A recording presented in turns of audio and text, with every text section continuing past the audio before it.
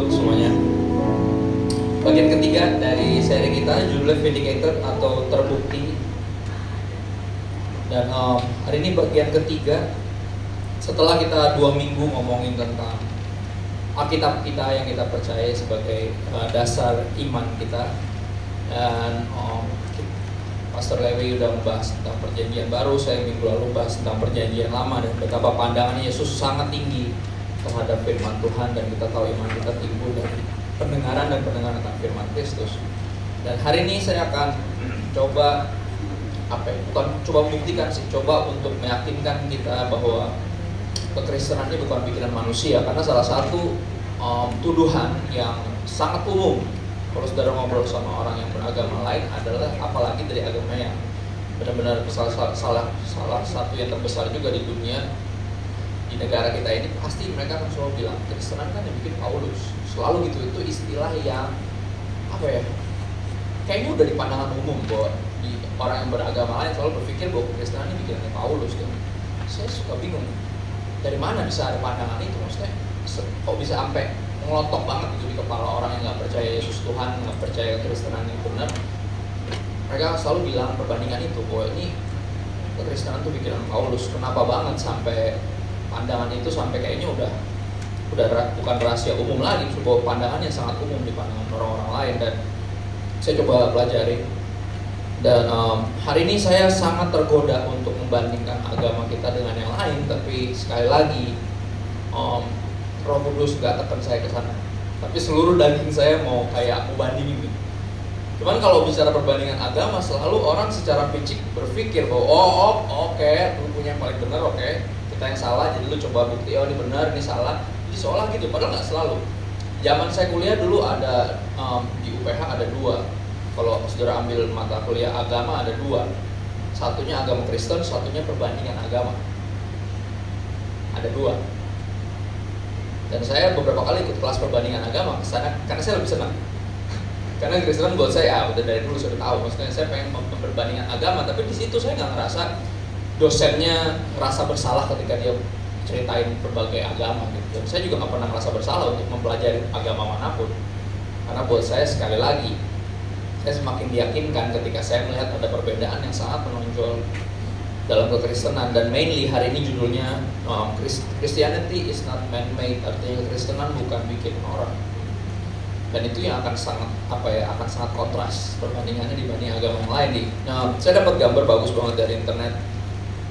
Saya pengen share dengan kita semua hari ini untuk memberkati kita, karena sangat beda antara kekristenan dengan yang lain. Bahkan kadang suka bukan terlalu jauh, kadang orang selalu bilang bahwa Kristen bukan agama. Bahkan saya sendiri percaya ini bukan agama, karena agama itu upaya dari bawah, upaya manusia untuk mencapai Tuhan. Tapi kekristenan kalau saudara benar-benar mendalaminya, saudara akan sadar bahwa ini bukan upaya kita mencapai Tuhan, tapi upaya Tuhan benar-benar untuk turun, untuk membawa kita ke tempat Dia. Jadi ini upaya Tuhan, bukan upaya kita. Jadi kayak sangat ada perbedaan. Boleh gambarnya dimunculin ke depan? How other religions started. Ini ada di internet, bukan bikinan saya. Tapi kalau kita pelajarin, kalau kita pernah belajar perbandingan agama, ini saya percaya gini saudara, kita nggak bisa mengasihi orang yang kita nggak kenal. Selalu harus dimulai dari situ. Kalau saya pelajari agama lain, karena saya punya banyak teman yang beragama lain, dan saya belajar satu hal yang saya pelajari dalam hidup, kalau saya nggak kenal mereka, saya nggak pernah bisa mengasihi mereka, dan saya harus tahu apa yang mereka percaya. In order to, dengan tujuan untuk mengasihi mereka, untuk mengenal dan mengasihi. Saya pernah saya minta. Karena kalau harus beli Al-Quran harganya lumayan mahal dibanding Alkitab kita. Kita tuh udah kaya, kita paling murah sebenarnya, paling mass produce, karena sekali lagi masih buku nomor 1 paling laku di dunia, paling banyak dicetak. Dan buku nomor 2 yang paling laku di dunia, lucu, paling banyak dicetak juga buku mengenai Alkitab, judulnya Purpose Driven Life yang tulis Rick Warren. Masih buku nomor 2 paling laku di dunia. Dan saya minta sama teman saya yang beragama Muslim, saya bilang, boleh nggak Al-Quran lu punya kelebihan nggak? Karena saya tahunya kalau pernah naik haji pasti dapat, biasanya di sana dapat 1 atau 2 atau itu suatu yang gratis kayak souvenir gitu, dan saya dapat dikasih, dan lucu tulisannya, dia kasih tanpa tulisan. Terus saya bilang, aduh Mbak, tulis apa ke Mbak gitu. Bilang oke, dia tulis menarik. Untuk Kristo, untuk lebih dapat mengenal sesamamu. Kata-katanya itu menarik ya. Untuk lebih dapat mengenal sesamamu. Benar, saya akhirnya mempelajari agama-agama lain bukan dengan tujuan hanya untuk perbandingan, tapi untuk lebih mengenal mereka, karena saya tahu kalau nggak kenal maka nggak sayang. Saya belajar untuk itu. Dan di sini ini yang saya find it interesting dan so true. Saudara kalau bisa bilang itu, ini benar, gambarnya benar. How other religion started, dibilang ini. Yang pertama biasanya private dream about God. Biasanya gitu, ada mimpi gitu, oh Tuhan ternyata kayak gini. Akhirnya dia bikin sesuatu yang akhirnya secara turun-temurun bertahun-tahun, bahkan beratus-ratus tahun jadi sebuah agama yang solid. Agama tuh cenderung berkembang, tapi satu agama yang nggak pernah berkembang, Kristen dari dulu udah kayak gitu sampai sekarang kayak gitu. Nggak ada pengembangan dari pandangan, nggak ada yang berkembang. Karena apa? Disebutnya nggak berubah. Langit dan bumi akan lalu nyantai, firman Tuhan tinggal tetap, dan sesuatu yang sejujurnya berubah-ubah. Perkembangan itu perubahan, saudara. Sesuatu yang berubah-ubah nggak bisa dipercaya. Nggak bisa, ya kan? Kita nggak pernah bisa percaya sama orang yang ngomongnya hari ini apa, besok yang lain. Kita nggak bisa percaya sama pandangan kita sendiri karena ini terus evolve. Kita nggak percaya sama perasaan kita lebih baper lagi, saudara. Lebih nggak jelas lagi, lebih gampang berubah lagi. Private dream about God or private angelic encounter about God, ya kan, itu salah satu agama besar, kita tahu, ya kan, didirikan oleh satu orang yang mengaku berjumpa dengan malaikat Jibril di gua itu. Salah satu agama besar dunia dimulai dari perjumpaan dengan private angelic encounter about God, berjumpa dengan malaikat. Yang berikutnya salah 3 dari agama besar di dunia dimulai dari ini, private idea about God. Jadi evolve. Ada nama orang bernama Confucius, kan, dia berkembang terus dari dasarnya, dia muncul nanti larinya sampai ke Buddhism, sampai ke sana ada Konghucu, ada agama-agama besar yang dari Cina daratan ke sana, saudara, dan itu semua berkembang dari perenungan, kayak perjalanan hidup seorang yang terus berpikir apa tujuan hidup ini. Lama-lama evolve, lama-lama bergabung, dan beberapa agama besar dimulai dari situ, dari perjalanan iman pribadi satu orang. Dan akhirnya satu orang tadi yang entah mendapat perjumpaan pribadi dengan malaikat, atau dapat pandangan keren tentang Tuhan dan tentang hidup ini misalnya, atau tadi dapat mimpi bahwa sebenarnya dia adalah Yesus yang berasal dari Jombang. Serius tuh. Kita tahu belum lama ini contoh ini tuh. Saya pengen bingung mau nangis atau mau ngakak, saya bingung soalnya. Karena kenapa jadi Yesus lagi gitu loh? Kenapa orang selalu ngaku jadi Yesus? Mau di London ngakunya Yesus, mau di Jombang ngakunya Yesus, mau di Filipina sampai sekarang masih ada satu gereja terkenal banget dipimpin oleh satu orang Filipino asli, dan dia ngaku bahwa Tuhan bilang sama dia bahwa you are my son, you are Jesus. Serius. Dan gerejanya rame banget sebenarnya. Dia punya mansion udah kayak Taman Edennya sendiri, private jet, private helicopter. Dan diwawancara, dia salah satu yang paling sering diwawancara sama TV-TV yang dokumenter kayak gitu. Karena orangnya ajaib sebenarnya. Dia punya kemampuan nyembuhin orang. Oh iya. Dan semua orang jadi volunteer di kerajaannya dia. Dia bilang di kerajaannya dia di Filipina juga. Dan ngakunya sama, Son of God, Jesus himself.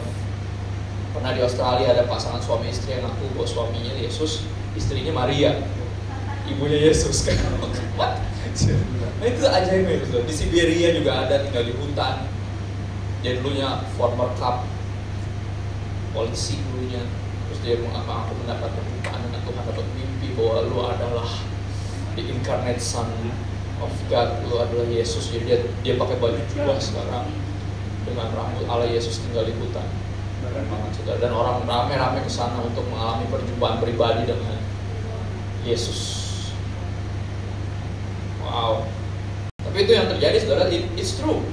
Selalu, setiap agama selalu ada pendirinya, dan makanya saya jadi nggak jadi mulai agak nyambung ketika semua orang ngotot bahwa kekristenan itu bikinan Paulus. Kenapa nggak dibilang bikinan Yesus? Karena kalau Yesus nggak adil loh. Yesus itu kan Tuhan yang jadi manusia. Atau ada tuduhan lain lebih parah, dibilang dia manusia yang mengaku Tuhan. Itu lebih parah lagi tuh. Kenyataan bahwa dia bangkit dari kematian setelah 3 hari dia mati, seperti yang dia bilang, bahkan dia naik ke sorga, itu adalah bukti bahwa dia beneran Tuhan. Dan akhirnya apa? Kalau dia yang bikin Yesus nggak seru kan dia Tuhan. Jadi kita bilang yang bikin Paulus aja. Karena nampaknya baru berkembang nih gara-gara si Paulus ini nih. Coba slide berikutnya. Di Matius 16, saudara akan tahu bahwa udah cukup jelas di sini ditulis. Matius 16 ayat 8, New Living Translation tulis, "Upon this rock I will build my church." Siapa yang ngomong? Yesus. Jadi siapa yang bikin kekristenan?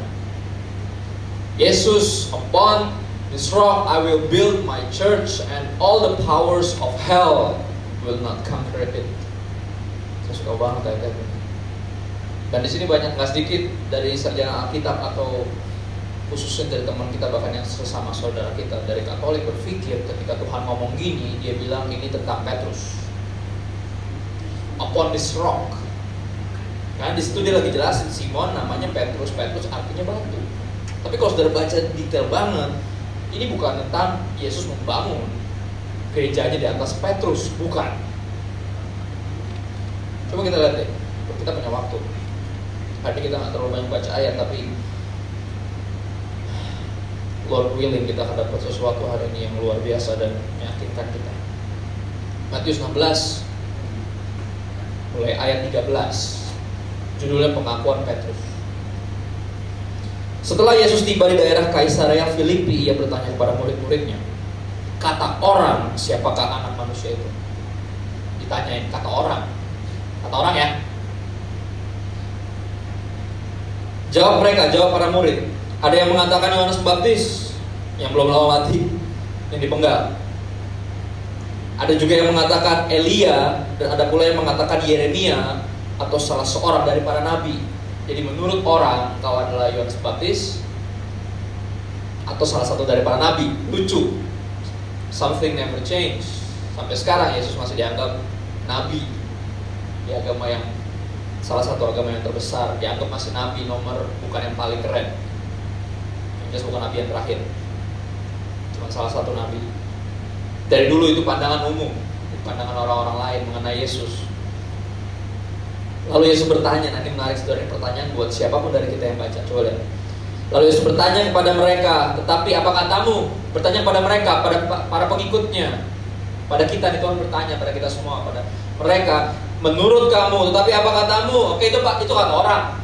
Oke, guru besar, guru yang luar biasa, spiritual teacher yang keren, nabi, one of the greatest.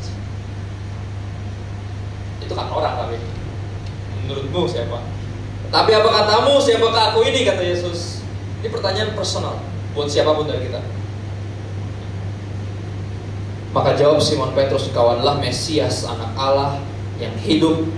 Kata Yesus kepadanya, "Berbahagialah engkau Simon bin Yunus." Lihat, dia bukan ngomong Petrus, Simon bin Yunus nama aslinya. "Berbahagialah engkau Simon bin Yunus, sebab bukan manusia yang menyatakan itu kepadamu, melainkan Bapakku yang di sorga." Apa? Bahwa Yesus adalah Mesias, anak Allah yang hidup. Itu pernyataan dari Bapa di sorga. Ayat 18, "Dan aku pun berkata kepadamu, engkau adalah Petrus." Baru dikasih nama itu, Simon Petrus. Simon Petrus. Kenapa? "Dan di atas batu karang ini aku akan mendirikan jemaatku, dan alam maut tidak akan memuasainya." Ayat 19 aku suka banget. "Kepadamu akan diberikan kunci kerajaan sorga." Kunci kerajaan sorga terletak di mana? Terletak in this very fact, dasar kekristenan, who Jesus truly is. Itu dia the rock yang Yesus build His church upon. Who He is. Siapa dia? Anak Allah yang hidup. Siapa dia? Mesias, artinya juru selamat. Dan Yesus bilang, Simon bin Yunus, berbahagialah, bukan lu yang ngomong sendiri dari hati lu, tapi ini Tuhan Bapa di sorga yang menyatakan sendiri. This is a revelation. Dan upon this truth I will build my church. Dan dia bilang apa? Disebut kunci kerajaan sorga. Kunci kerajaan sorga. Saya sering ngobrol ini agak bercanda, tapi ini sebenarnya benar banget, saudara. Ini, siapa yang percaya masuk surga itu bukan cuma susah tapi mustahil? Kalau kita pelajari semua agama manapun, kita akan tahu sulit banget. Dituntut 100%, dan saya percaya siapapun tidak ada yang bisa sampai titik 100%. Surga itu sempurna, surga itu kudus. Dan saya dengan sederhana saya lihat semua agama dengan perintah dan larangan yang banyak semua agama punya. Makanya gak sedikit orang yang akhirnya pilih jadi ateis karena enak jadi ateis. Gak banyak peraturannya, gak ada yang ngatur. Hidup-hidup aing suka-suka aing, hidup-hidup gue suka-suka gue. Makanya orang lebih suka ateis. Ateis itu bukan many ateis. Ketika saya ngobrol, bukan masalahnya Tuhan itu terlalu sulit untuk dipahami, tapi apa? Gak enak punya Tuhan. Benar, alasannya lebih moral, karena gak mau diatur. Maunya suka-suka sendiri. Ya menurut gue ini yang benar, ini yang enak, ini yang asik. Udahlah, ngapain sih perlu ada Tuhan? Repot, ada pelajaran. Kalau gue mesti masuk agama Kristen, ntar ada peraturannya, ada minimal 10 hukum Taurat, belum yang lain-lain. Gue masuk Yahudi lebih repot lagi. Gue masuk Islam juga cukup repot, sama aja. Semua agama repot, tapi punya peraturan sendiri. Kan orang lebih suka itu, akhirnya gak punya Tuhan karena gak ada yang ngatur.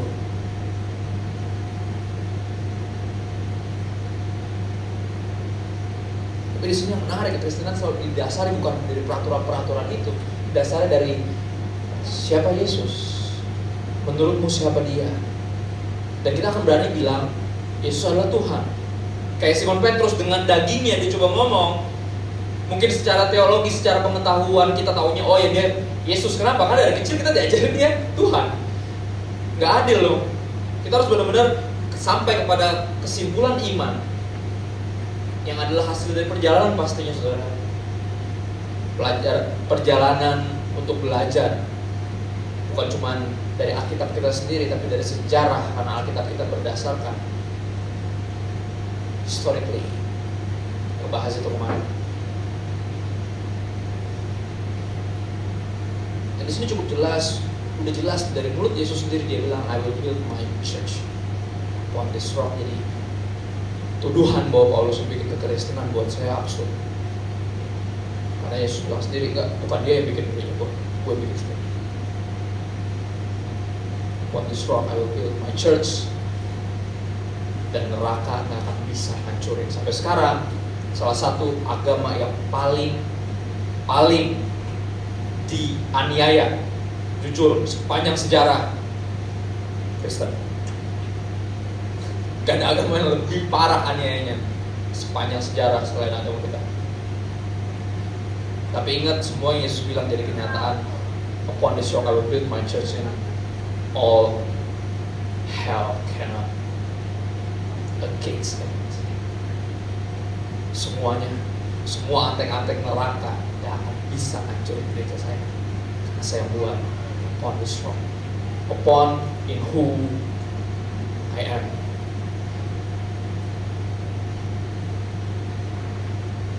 Sampai ke poin berikutnya, saudara, di depan slide yang mau dimunculin.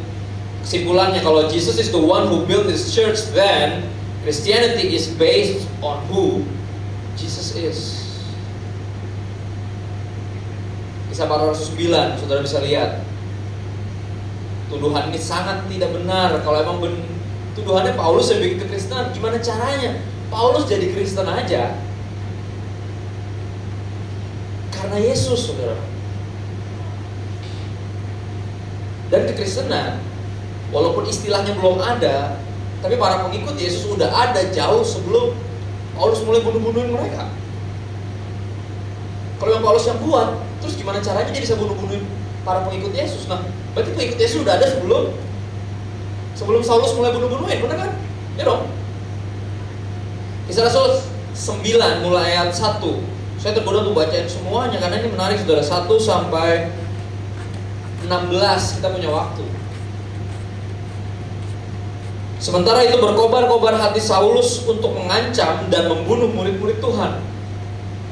Berkobar-kobar.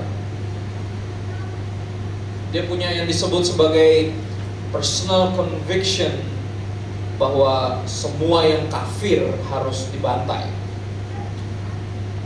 Ini personal conviction yang sama yang dimiliki oleh segerombolan orang yang memilih membajak pesawat dan menabrakannya ke menara kembar yang ada di Amerika itu 9 September beberapa tahun yang lalu. This is the same personal conviction bahwa semua yang kafir harus mati. Berkobar-kobar hati Paulus untuk mengancam, namanya masih Saulus di sini saudara, untuk mengancam dan membunuh murid-murid Tuhan. Ia menghadap imam besar dan meminta surat kuasa daripadanya untuk dibawa kepada majelis-majelis Yahudi di Damsyik, supaya jika ia menemukan laki-laki atau perempuan yang mengikuti jalan Tuhan. Siapa? Kristen. Jalan Tuhan, siapa Tuhannya? Kristus. Kristen udah ada sebelum Paulus, sebelum Saulus percaya bahwa Yesus adalah Tuhan. Dia minta surat resmi dari pemimpin pemuka agama era itu, dan seperti bisa kita tebak dia dapat izinnya. Kenapa? Karena belum lama orang-orang yang sama berteriak salibkan dia, mendorong, memaksa Pontius Pilatus untuk membunuh seorang yang tidak terbukti bersalah dalam hal apapun selain terhadap penghujatan bahwa dia manusia biasa mengaku Tuhan. Tuduhannya gitu. Yesus tanya, untuk alasan apa kalian mau sambitin saya pakai batu? Mereka bilang bukan karena bikin mujizat, bukan, tapi karena engkau manusia biasa mengaku Tuhan. Yesus bilang apa di Yohanes 8, jika engkau tidak percaya bahwa aku adalah dia, kamu akan mati dalam dosa-dosamu. Yesus lagi ngomong tentang Bapa, dan di situ dia menyamakan dirinya dengan Bapanya. Ada yang benar, Bapa, Putra, dan Roh Kudus adalah Tuhan. Langsung bersambitin pakai batu, nggak sekali Yesus berusaha dibunuh, dan berakhir apa? Benar-benar dibunuh, disalib saudara, dan itu benar-benar ngeri. Dan itu berdasarkan surat resmi. Pontius Pilatus, satu hal yang paling saya nggak pernah bisa lupa dari drama Yesus atau dari film Yesus, Pontius Pilatus cuci tangan secara hukum. Dia bilang, ini bukan salah gua ya, lu yang suruh salibin dia, gua nggak ketemuin salah sama sekali, gua cuci tangan dia. Salibkan dia, itu kata-kata yang menyalibkan Yesus dan keluar dari mulut-mulut orang yang mengaku beragama tapi punya semangat yang sama, berkobar-kobar membunuh orang-orang kafir.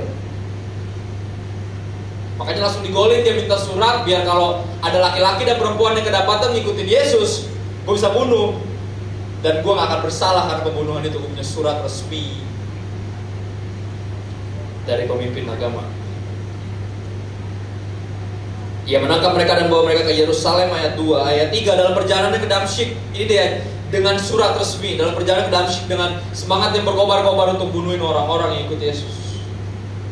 Dalam perjalanan ke Damsyik, ketika Yesus sudah dekat kota itu, tiba-tiba cahaya memancar dari langit mengelilingi dia. Ia rebah ke tanah dan kedengaran olehnya suatu suara yang berkata kepadanya, Saulus, Saulus, mengapakah engkau menganiaya aku? That might be, dari sepanjang dia hidup beragama dari kecil, tidak bercacat dalam semua peraturan, tidak pernah melanggar semua larangan,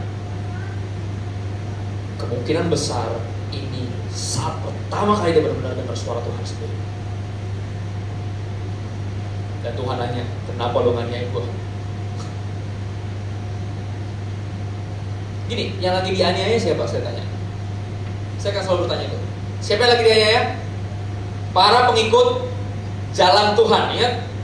Orang Kristen, pengikut Kristus. Itu yang lagi Saulus aniaya, dan suara dari langit bertanya, kenapa lu nganiaya gue? Dan itu akhirnya apa? Kalau sampai kita punya pandangan gini, saya gak mau nunjuk satu agama manapun, tapi udah terlalu kontras. Terlalu kontras. Ada satu agama yang benar-benar punya pandangan bahwa gak ada dosanya ngebunuh orang kafir. Tapi gini, what if in the end of the day kau baru benar-benar dengar suara dia dan dia bertanya, kenapa lu nanya? Wah, kenapa?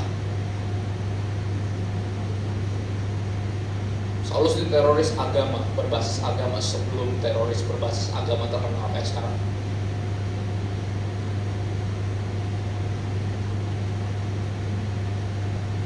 Mengapa engkau menganiaya aku? Ini jawabnya menarik, saudara. Saya selalu berasumsi orang yang beragama, yang soleh, yang benar-benar godly, bahasa Inggrisnya, bahasa Indonesia soleh, ambil dari bahasa Arab, saleh. Saya selalu berasumsi bahwa mereka pasti mengenal Tuhan yang mereka sembah, apapun agamanya. Para pendiri agama dengan baju-baju yang itu, dengan omongan-omongan yang bagus-bagus, saya berasumsi pasti mereka mengenal Tuhan. Tapi ini satu kenyataan yang menampar di saya di wajah ketika Saulus bertanya. Bayangin, dia ditanyain dan dia nanya balik, bukan jawab. Mengapa engkau menganiaya aku? Dan bukan dijawab. Karena gue pikir gue melakukan ini buat Tuhan, harusnya dijawab kan? Dia nggak jawab, dia malah nanya, siapakah engkau Tuhan? Logikanya apa? Kalau beragama harusnya kenal Tuhan. Tapi kok dia bisa bertanya akhirnya? Dia akhirnya sadar bahwa selama ini gue pikir gue lakukan ini buat Tuhan, gue bunuh-bunuhin orang buat Tuhan, dan ternyata gue gak kenal siapa dia. Gue gak kenal siapa Tuhan yang gue sembah. Gue beragama sih sangat perfect dalam semua perintah dan larangan. Gue gak pernah melanggar satupun dari larangan dan selalu melaksanakan semua perintah dengan semua ritual secara teliti dan sempurna, sampai titik dimana pandangan iman gue meyakinkan gue bahwa kalau yang sesat harus dipangkas dari muka bumi. Dan dia nanya, siapakah kau Tuhan? Ingat, Christianity based on who Jesus is. Dan pertanyaannya selalu sama. Makanya dia nanya, siapakah engkau Tuhan? Yesus pernah nanya ini ke murid-muridnya, menurut orang siapa aku? Oke, itu kata orang, tapi menurut kamu siapa aku? Dan akhirnya Saulus bertanya, siapakah engkau? Who are you? Lord, who are you, God? Dan jawab suara itu, akulah Yesus yang kau aniaya itu.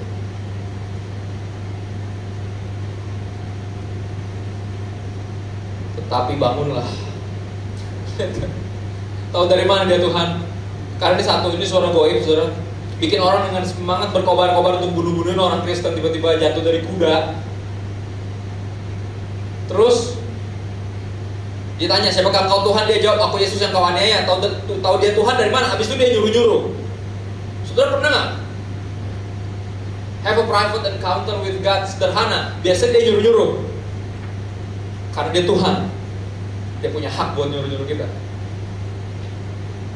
Dia Tuhan, dan dia langsung nyuruh. Dia suruh orang yang lagi kaget-kagetnya,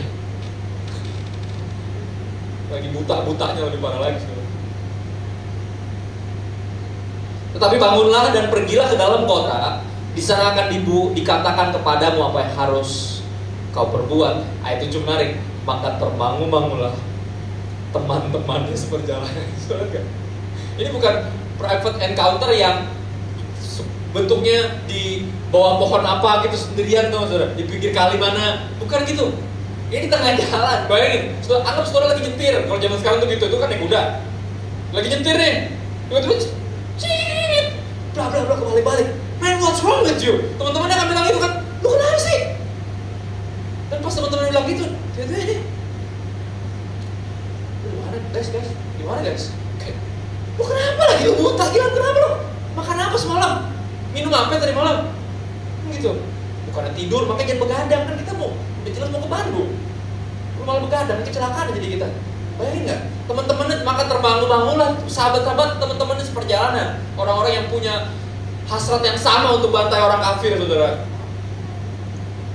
Perjumpaannya bukan sesuatu yang diam-diam, sesuatu yang publicly God encounters Saul. Maka terpangu-pangulah teman-temannya seperjalanan, karena mereka memang mendengar suara itu tetapi tidak melihat seorang juga pula. Mereka juga dengar suaranya. That's interesting. This is what Luke wrote. Sang dokter, sang investigator mencatat di KIS, saudara KIS, kisah seputar para rasul. Oh, itu kisah rasul, itu kayak diary perjalanan para rasul. KIS, ya kan, selalu ditulis gitu, karena benar. Ditulis, dibilang apa, teman-temannya juga dengar tapi nggak lihat apa-apa. Bedanya apa? Teman-temannya nggak buta. Saulus buta. Karena nampaknya dia bukan cuma dengar, tapi dia lihat suara, dia lihat cahaya.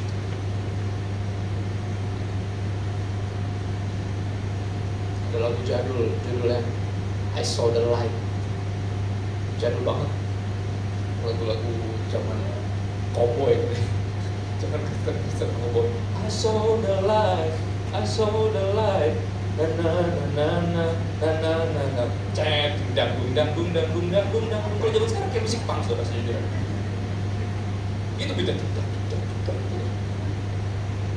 Praise the Lord, I saw the light. It's true. Sepanjang dia beragama dari zaman dia awal lahir sampai di detik itu, he never saw the light. In that very moment, he saw the light.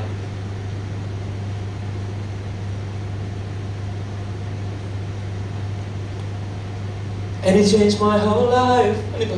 It's changed his whole life.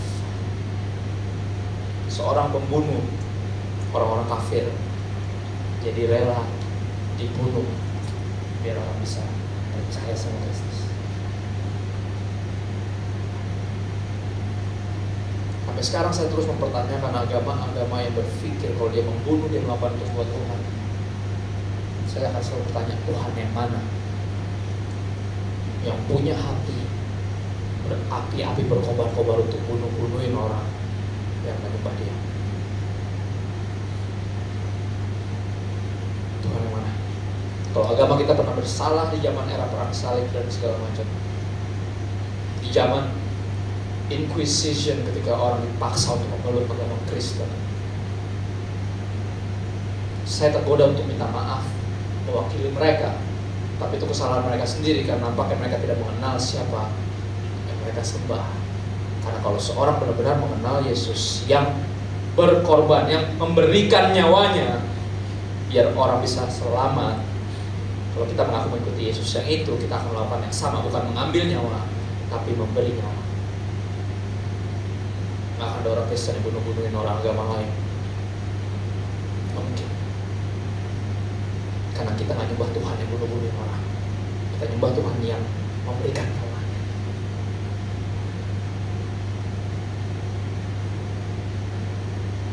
Ya, tapi kan nggak semuanya kayak gitu. Tapi apa?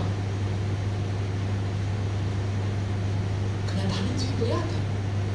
Itu yang stark kontras dan biasanya benar atau enggak? Saudara lihat sendiri. Saya nggak mau menghakimi. Tapi ini yang terlalu terlihat. Orang-orang yang ekstrim-ekstrim teroris berdasarkan berbasis agama itu biasanya berasal lebih benar dari semua yang lain. Mereka merasa aliran gue paling benar. Dan kalau semua orang beraliran kayak gue, baru dunia akan damai. Tapi kalau masih ada orang yang menentang aliran kita, orang ini mesti dilenyapkan dari muka bumi, karena kalau nggak bisa menimbulkan kesesatan lebih parah lagi. Selalu kayak gitu.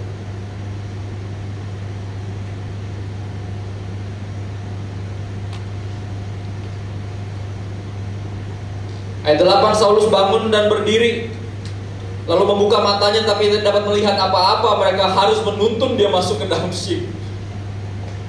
3 hari lamanya ia tidak dapat melihat, dan 3 hari lamanya ia tidak makan dan minum. Lihat apa yang dia lakukan. Dia seorang beragama Yahudi. Ini ada di semua ajaran agama, namanya puasa, saudara. Apa tujuan puasa? Cari kehendak Tuhan. Cari kehendak Tuhan. Dan ternyata gue gak pernah kenal sama lo Tuhan selama ini. Apa yang harus aku lakukan? Dia 3 hari buta dan 3 hari dia gak makan dan gak minum. Dia cari kehendak Tuhan. Kalau benar-benar siapapun benar-benar beragama, mengaku beragama kepada Tuhan yang benar, private encounter with Jesus akan membawa dia bertanya kepada Tuhan, is that you? Is that really you? Apa yang harus aku lakukan? Cari kehendaknya dengan cara berpuasa. Puasa itu bukan upaya memaksakan kehendak, bukan kayak demo mogok makan untuk dapetin apa yang dimauin, bukan. Puasa itu untuk cari kehendak Tuhan. Dan dia lakukan itu 3 hari. Saya yakin betapa terpukulnya dia, karena dia berpikir selama ini dia beragama dan bahkan membunuh orang demi nama Tuhan. Dia pikir itu sebagai bakti kepada Tuhan.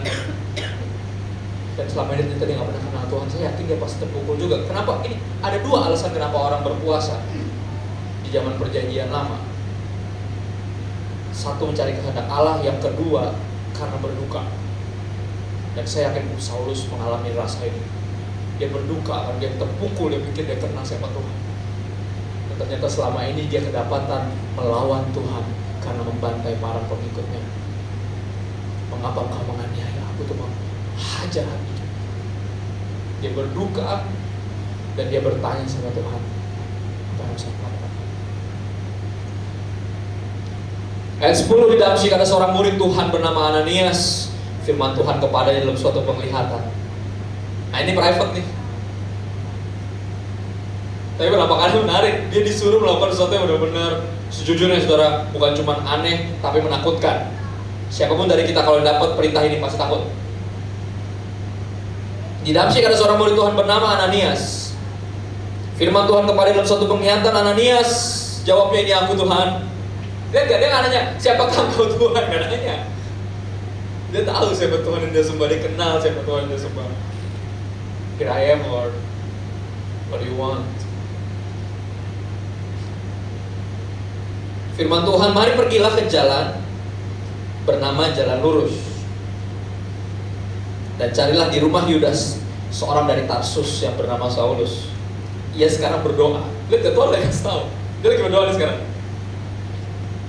Ia sekarang berdoa dan dalam suatu penglihatan ia melihat bahwa seorang yang bernama Ananias masuk ke dalam dan menumpangkan tangannya ke atasnya supaya ia dapat melihat lagi. Gak tahu kenapa, dia lagi berdoa. Dan di dalam doanya, gue lagi kasih penglihatan bahwa dia akan ketemu sama lo. Artinya apa? Nggak Tuhan nggak nanya gini, whom shall I send? Siapa ya yang mau aku kirim? Terus Ananias bilang, here I am, send me. Enggak, dia dikondisikan. Dia bilang apa? Orang lagi berdoa dan dalam penglihatan dia ketemu lo. Artinya siapa yang mesti pergi?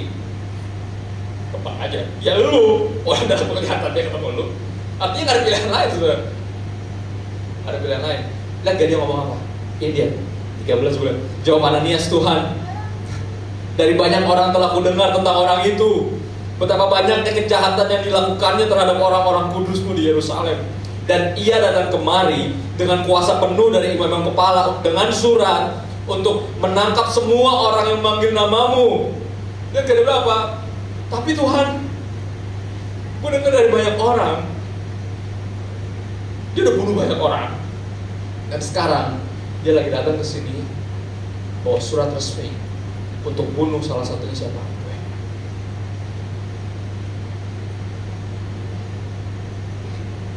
You want me to pray for him? Really?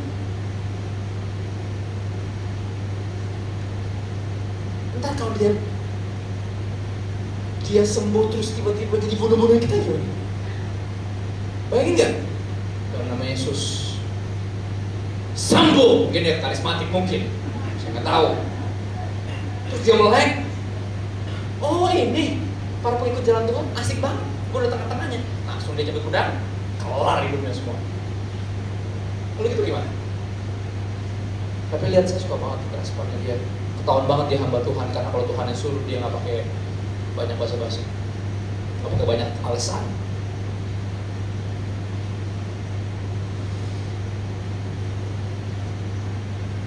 Tetapi firman Tuhan kepadanya, pergilah, sebab orang ini adalah alat pilihan bagiku untuk memberitakan namaku kepada bangsa-bangsa lain, serta raja-raja dan orang-orang Israel.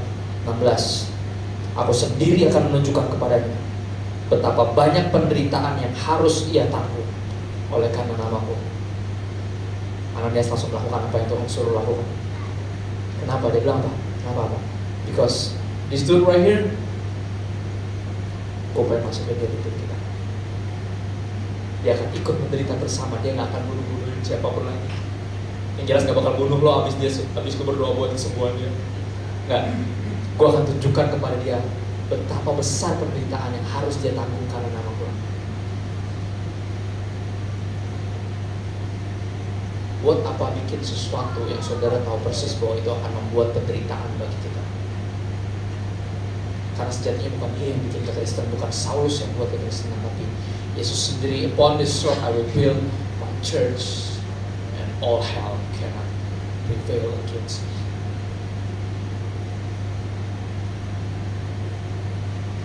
Boleh slide saya tadi munculin lagi. Christianity is based on who Jesus is. Siapakah engkau Tuhan? Katanya, akulah Yesus. Dan upon that rock Jesus built his church. Tetapi apa katamu? Menurut katamu siapakah aku? Kau Mesias, anak Allah yang hidup. Bersyukurlah Simon bin Yunus, karena bukan engkau yang tahu sendiri, tapi Bapa yang menyatakan itu. Dan upon this rock I will build my church. Christianity is based on who Jesus is. Semua pertanyaan akan selalu boils down to this: who do you think I am? Menurut kamu siapakah aku? Kata Yesus. Pertanyaan personal buat siapapun dari kita. Dan bahkan saya berani bilang dari agama manapun, pertanyaan itu berlaku. Menurut kamu siapakah?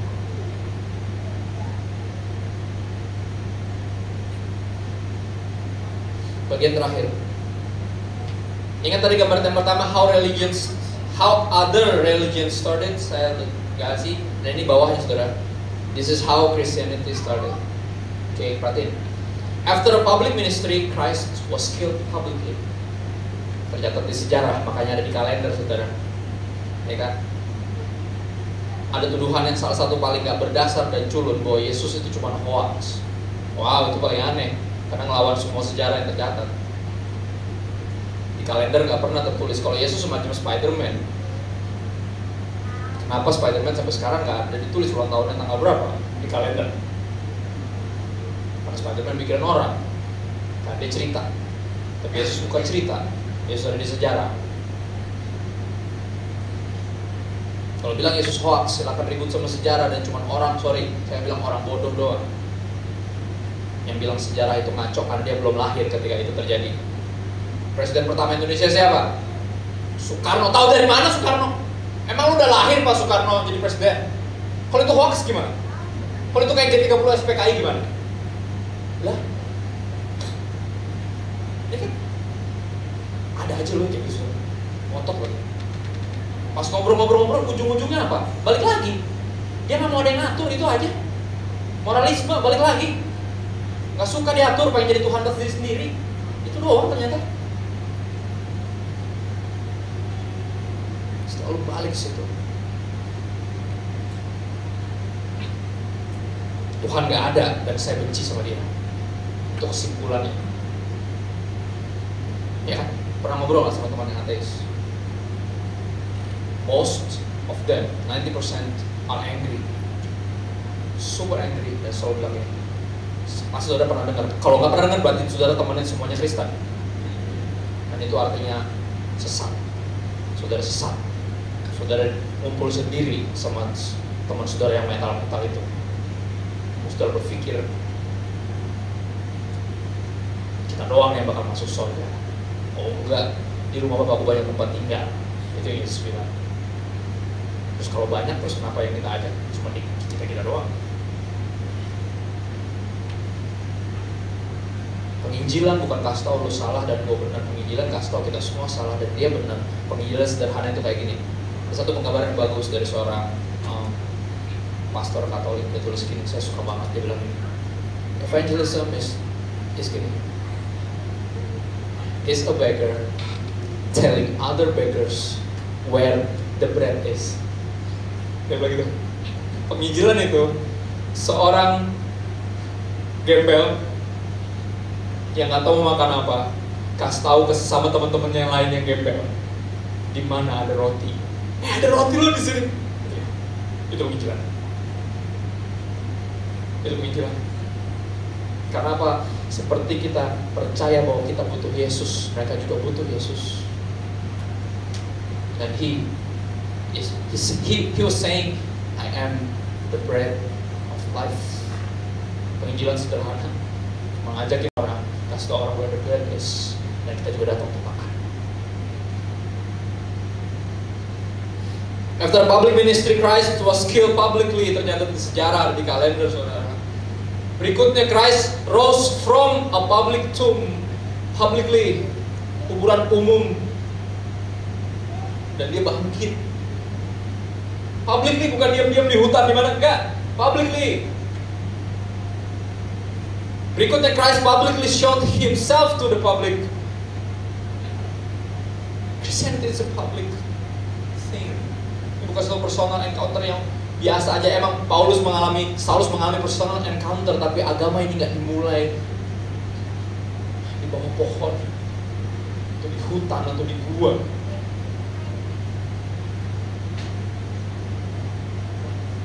Dan this is what happened. This is how Christianity spread. Jadi bagaimana Kristen menyebar. The public told everyone what they saw. Kita baca, saya akan tutup dengan ini bacaan yang cukup panjang tapi worth our time. Because this is, ini seluruh iman kita taruh terletak di sini. Kalau emang ini hoax, kita ngapain sih repot-repot kayak gini? Ngapain sih kita? Tapi kalau emang ini benar, kenapa kita nggak memberikan seluruh hidup kita? 1 Korintus 15 ayat 1 sampai 11, ayat 30 sampai 32, kita punya waktu. Saya minta sekitar 10 menit paling lama. Coba lihat saudara, ini ayat-ayatnya cukup jelas. Boleh pin ayat dari depan, 1 Korintus 15, kebangkitan Kristus. Karena this is our vindication came from, ini pembuktian kita berasal dari mana? Dari sini, dari kenyataan bahwa Yesus mati, 3 hari kemudian dia bangkit, dan habis itu dia naik ke sorga, publicly, gak diam-diam, di tempat terpencil, publicly. So public, saking publiknya, saudara mesti ngerti. This is God's providence, ini rencana Tuhan untuk membuat seolah yang menyalibkan anaknya adalah Roma, karena Roma adalah yang menguasai 3/4 dunia pada era itu. That's how public Christianity started. 3/4 dunia. Dan di sejarah mereka tercatat ada seorang yang membuat mujizat, tidak pernah punya salah, dan tergantung di kayu salib di sebelah kanan kirinya penjahat.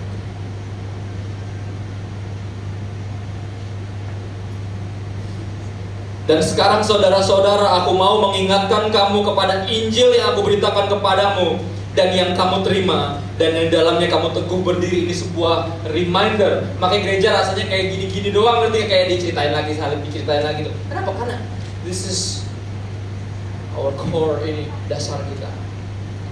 This is the rock that he built his church upon. This is the rock, the same rock that we built our life upon. Mengingatkan kepada berita Injil yang udah pernah diceritain dan aku ceritain lagi, ingetin lagi, udah pernah diceritain dan udah pernah kamu terima. Dan di dalamnya kamu teguh berdiri. On Christ the solid rock I stand, all other ground is sinking sand. Oleh Injil itu kamu diselamatkan, asal kamu teguh berpegang kepadanya. Seperti yang telah kuberitakan kepadamu, kecuali kalau kamu telah sia-sia menjadi percaya. Sebab yang sangat penting telah kusampaikan kepadamu, udah pernah aku kasih tahu yang sangat penting, yaitu apa yang telah kuterima sendiri, ialah bahwa Kristus telah mati karena dosa-dosa kita sesuai dengan kitab suci, bahwa ia telah dikuburkan, dan bahwa ia telah dibangkitkan pada hari yang ketiga sesuai dengan kitab suci. Seluruh Kristenan kita berdasarkan di sini, in who Jesus is, dan apa yang dia lakukan bagi kita. Dia memberikan nyawanya, dia dikuburkan dan bangkit pada hari yang ketiga, just like what he said he will. bahwa ia telah menampakkan diri kepada Kefas atau si Simon bin Yunus tadi, Simon Petrus, dan kemudian kepada ke-12 muridnya. Kenapa ditulis Kefas dan ke-12 muridnya berbeda? Kenapa? Karena ingat, Petrus pernah menyangkal Yesus 3 kali, ingat gak? Jadi bikin terpisah di situ. Dia menampakkan diri sendiri kepada Kefas, habis itu menampakkan diri kepada 12 murid, bahkan salah satu murid saking gak percayanya Yesus sudah bangkit. Karena gini, setiap kali Yesus lagi kasih tahu, tada, here I am, gue bangkit, dia selalu lagi gak di situ, atau dia ke warung atau kemana gitu. Selalu dia, 2 kali Yesus nampakin diri, dia gak ada di situ. Aneh banget tuh orang. Selalu dia lagi gak tau ngapain. Dan dia bilang, sampai gue cucukin tangan gue ke tangan dia berubah paku, gue gak bakal percaya bahwa dia bangkit. Akhirnya Yesus bilang, oh gitu, oh ada lu, gini, masukin deh. Nggak pakai sudah, bergemeteran duluan ya. Ya percaya gue.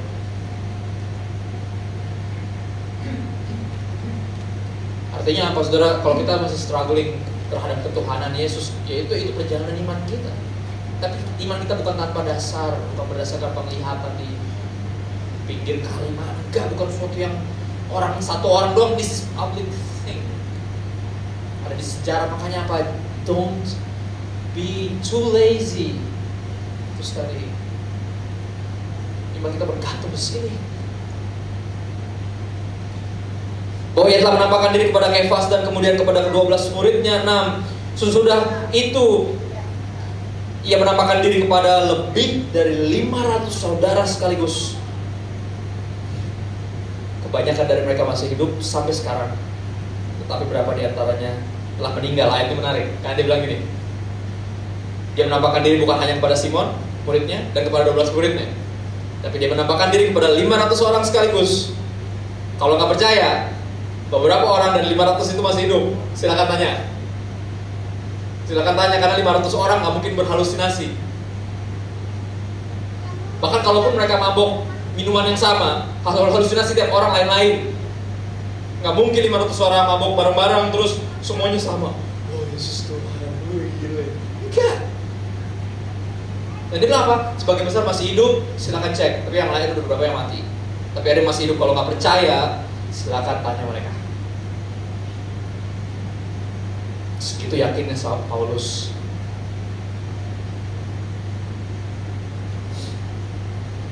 Dan segitu yakinnya harus kita. Selanjutnya ia menampakkan diri kepada Yakobus, kemudian kepada semua rasul.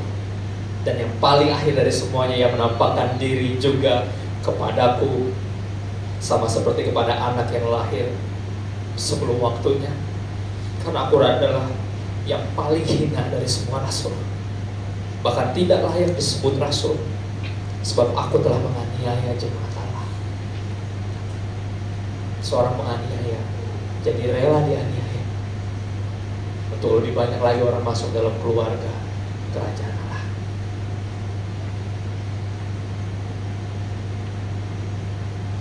Dan itu yang personal encounter lakukan. Saya sejujurnya saudara, saya bergerak tanpa rencana. Bukan tanpa saya berpikir seri apa lagi yang Tuhan pengen. Karena saya selalu bertanya sama dia, this is his church, he built this one, he built our church. Saya bertanya, apa? Ada berapa seri yang timbul di kepala saya? Salah satunya Kristus di perjanjian lama. Tuhan seru banget, tapi panjang banget saudara. Mungkin sampai dia datang. Tapi worth it, percaya deh. Ada satu lagi, mungkin judulnya The Encounter. Itu juga seru. Perjumpaan pribadi tiap orang dari setiap zaman yang tercatat di Alkitab. Dan saya berharap kalau emang itu beneran seri yang itu akan menarik, karena tiap minggu saya berharap dari kita akan ada yang bersaksi di depan how you became Christian. That will be so powerful for me. Karena tiap kita punya personal encounter, tapi selalu menghasilkan fakta yang sama, that Jesus is the one true God, Lord, and Savior. Sangat seru banget. Karena apa ketika kita dilibatkan, ketika kita saksian dan ada yang dengar, then we realize that He is the one who built His church. We are His church.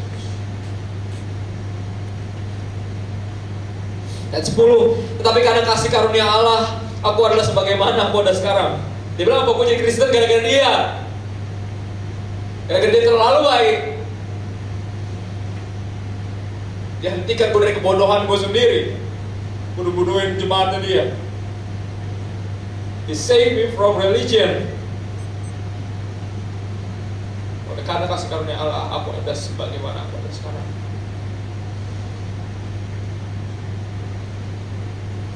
Dan kasih karunia yang dianugerahkan yang padaku tidak sia-sia. Sebaliknya aku telah bekerja lebih keras daripada mereka semua. Tapi bukannya aku, melainkan kasih karunia Allah yang menyertai aku. Sebab itu baik aku maupun mereka, demikianlah kami mengajar. Kristus mati, Kristus dikuburkan, dan Kristus dibangkitkan. Demikianlah kami mengajar.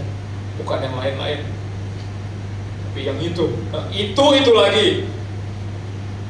Yang Injil, yang olehnya kita diselamatkan, yang kepadanya kita dan di atasnya kita teguh berdiri. Sebab itu baik aku maupun mereka, demikianlah kami mengajar, dan demikianlah kamu menjadi percaya. Ayat 30, coba lihat dari 2 ayat terakhir. Saya masih punya waktu. 2 ayat terakhir saudara, 3 ayat terakhir, 30, 31, 32. Saulus bilang gini, dan kami juga, mengapakah kami setiap saat membawa diri kami ke dalam bahaya? Dia bilang, kalau emang ini ceritaan doang, kalau emang ini hoax, kalau ini cuma filosofi yang orang bisa bikin sendiri, kalau ini cuma pandangan dari seorang Paulus bilang, buat apa kami setiap saat membawa diri kami ke dalam bahaya? Why? Oh why? Kami pertaruhkan nyawa kami untuk memberitakan Injil. Kenapa? Kenapa semua penginjil sebagai bisa meninggalkan kenyamanannya, yang pergi ke tempat di mana Tuhan suruh dia pergi ke situ? Ya Om, semua keluarga ada di Kanada, bisa enak di sana. Kenapa mesti ke negara ini di mana Kristen minoritas?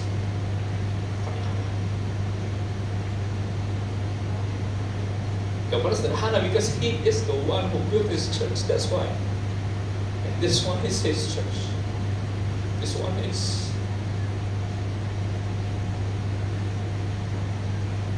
Always has and always will be.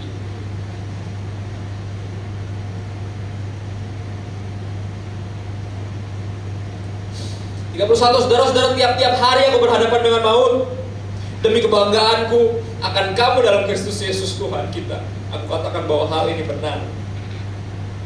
32, kalau hanya berdasarkan pertimbangan manusia saja, aku telah berjuang melawan binatang buas di Efesus. Apakah gunanya hal itu bagiku? Binatang buas di Efesus bicara apa? Semua penentang Injil, semuanya ngerusuin Saulus, semuanya membunuh dia.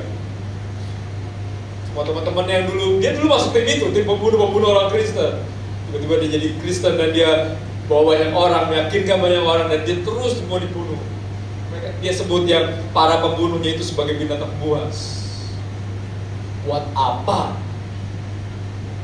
I'm on this suicide mission if it is not true?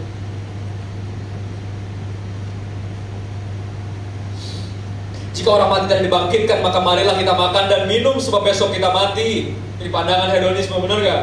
Kalau emang benar, hidup cuma sekali. Jangan sampai lu ngerasain semua kenikmatan hidup ini, kan habis hidup kita mati dan gitu doang. Kalau emang gak ada afterlife, kalau emang gak ada sorga, ngapain mau bunuh diri, beritain Injil? Kalau emang para mati tidak dibangkitkan, kalau emang habis hidup ini udah gak ada lagi, marilah kita makan dan minum, karena besok kita mati. Marilah kita hedon segila-gilanya di dunia ini. Karena kalau emang gak ada surga, hidup ini adalah, aku bilangnya, your best life now. This is the closest thing to heaven. If there is no heaven. Tapi if there is, Saudara harus belajar menghargai mana yang terpenting. Saudara harus belajar let go. Nggak bisa mengabdi kepada dua Tuhan. Yang mana yang lebih penting, hidup ini atau nanti? Saya percaya hidup ini akan menentukan nanti. Dan kalau saudara percaya bahwa ada kehidupan setelah ini, kita akan memberikan seluruh hidup kita seperti Saulus dan para rasul, demi membawa lebih banyak lagi orang untuk masuk ke dalam kerajaan surga. Nah, ada satu lagi seri yang saya tergoda di kepala saya, judulnya Home, dan saya pengen semua pastor, walaupun saya tahu saya teaching pastornya dan pagi tanggung jawab saya, tapi saya tergoda untuk semua pastor itu coba ceritain apa yang Tuhan reveal about heaven kepada mereka pribadi. Dan percaya apa pandangan kita tentang Yesus dan tentang surga itu akan mengaruhi seluruh penginjilan kita di bumi. Seluruh ministry kita akan ditaruh di situ semua. Semangatnya terletak dari situ. Bahwa di rumah Bapakku banyak tempat tinggal. Dan dia kesana untuk siapin tempat, dan siapapun yang menantikan dia akan dijemput. That's our hope. Dan itu minggu depan, saudara, seri terakhir bagian dari kita. Ayat sudah habis, sudah itu doang.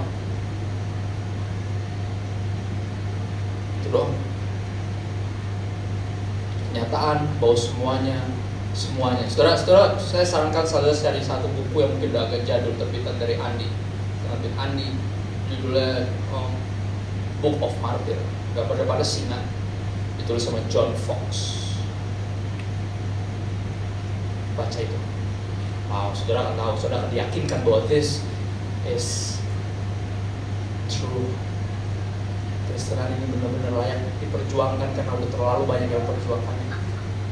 Dan kebenaran yang terletak di sana, kata Paulus, kalau emang nggak ada kebangkitan orang mati, kalau emang habis ini hidupnya udah kelar, buat apa gue bunuh diri? Semoga ini memberkati kita seperti memberkati saya. Saya mungkin yakinkan bahwa gereja bukan cuma gini-gini aja. Kita punya banyak yang harus kita perjuangkan, seperti Kristus memperjuangkan kita. Apalagi gereja mau ulang tahun lagi, saudara, udah 10 tahun lalu, tahun ini 11 tahun. Dan temanya sangat menantang saya. Beyond borders. Kita harus berani melangkah keluar dari 4 tembok ini, bahkan dari 4 tembok keimanan kita yang kita simpan sendiri. Kita doang sama Yesus berdua-duaan gitu terus. Kita harus punya keluarga yang belum percaya sama Yesus. Kita harus punya terlalu banyak teman, terlalu banyak saudara yang belum percaya bahwa Yesus adalah Tuhan, dan siapa yang bisa bikin mereka percaya? By the grace of God we will. By the grace of God we will. Kita yang bisa, kita punya tugas. Yuk kita berdoa.